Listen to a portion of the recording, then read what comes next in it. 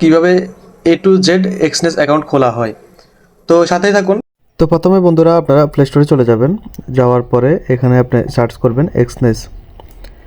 Search করার পরে এখানে দেখতে পারবেন অ্যাপসটি শো করবে। আমার যেহেতু ডাউনলোড করা, ওপেনে ক্লিক করলাম। ওপেনে ক্লিক করার পরে আপনার এখানে নেক্সট স্টেপ, তো এখানে অ্যালাউ করে দিবেন। এই যে রেজিস্ট্রেশন বাটন আছে, এই রেজিস্ট্রেশন বাটনে আপনি ক্লিক করবেন। ক্লিক করার পরে আপনি কোন কান্ট্রি থেকে খুলতে চাচ্ছেন ওটা ক্লিক করবেন। আমি যেহেতু দুবাই থেকে ক্লিক করলাম। পরে এখানে আপনার একটি জিমেল অ্যাকাউন্ট দেবেন, ভ্যালিড জিমেল অ্যাকাউন্ট দেওয়ার পরে পরবর্তীতে আপনি 8 চ্যাপ্টারের একটি পাসওয়ার্ড দিয়ে ভেরিফাই করে নেবেন। এরপর আপনি এখানে ভেরিফাই স্টেপ, নেক্সট স্টেপ দেখাবে। পরবর্তীতে আপনার জিমেলে একটি কোড সেন্ড করতে হবে, ওই কোডটি এখানে বসাতে হবে। তো জিমেলটা সিলেক্ট করে কনফার্ম করে নেবেন। আপনার জিমেলে একটা কোড আসবে, কোডটা এখানে সিলেক্ট করবেন। দেখতে পাচ্ছেন আমার কোডটা আসছে। কোডটা সিলেক্ট করার পর এখানে আপনি বসাবেন, বসিয়ে নেক্সট, এরপর কনফার্ম করে দিবেন। এরপর আপনার একটা ভ্যালিড নাম্বার দিবেন। নাম্বার অবশ্যই এটা ভ্যালিড হতে হবে।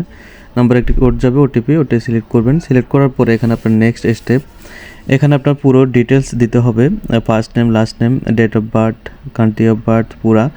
এখানে আমি আমার নামটা দিয়ে দিব।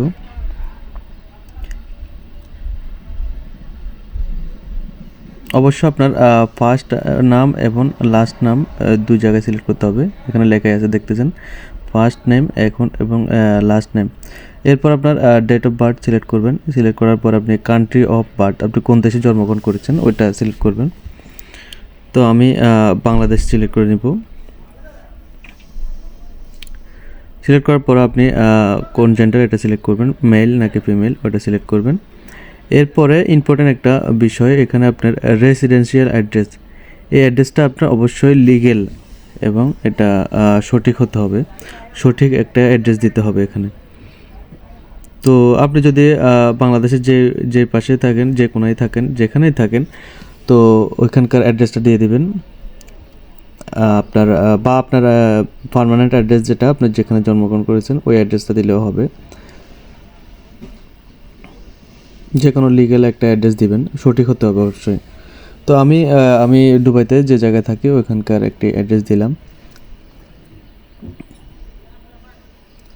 তো অ্যাড্রেসটা দেওয়ার পরে আপনি সাবমিট বাটনে ক্লিক করবেন, সাবমিট করে দেবেন।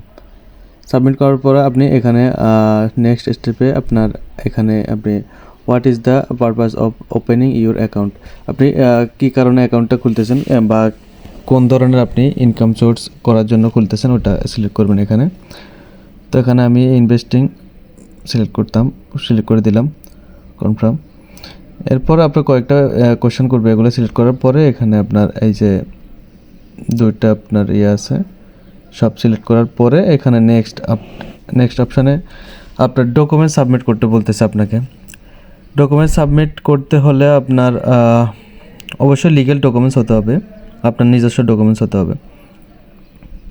এখানে আপনার 4টা অপশান আছে, passport, driving licence, ID card এবং রেসিডেন্সিয়াল অ্যাড্রেস বা রেসিডেন্সিয়াল আইডেন্টিটি কার্ড। তো এখানে আপনি সবচেয়ে ইজি প্রসেস যেটা, আপনার যদি আইডি কার্ড থাকে অবশ্যই আইডি কার্ড সিলেক্ট করবেন, আর পাসপোর্ট থাকলে পাসপোর্ট সিলেক্ট করবেন।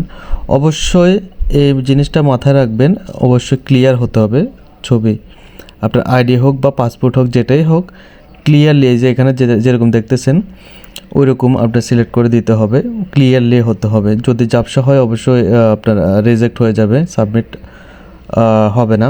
সাবমিট করার পরে আপনারা রিজেক্ট করে দিবে। তো এই জিনিসটা অবশ্যই মাথায় রাখবেন, অনেকের এই প্রবলেমটা হয়ে থাকে। তো আপনার যে সবচেয়ে ইজি হবে আপনার জন্য আইডি কার্ডটা দিলে, ক্লিয়ারলি আপনার আইডি কার্ডটা এখানে সাবমিট করে দিবেন। এই যে ফন্ট সাইজ এবং ব্যাক সাইড ফন্ট সাইজ এবং ব্যাক সাইড সিলেক্ট করবেন।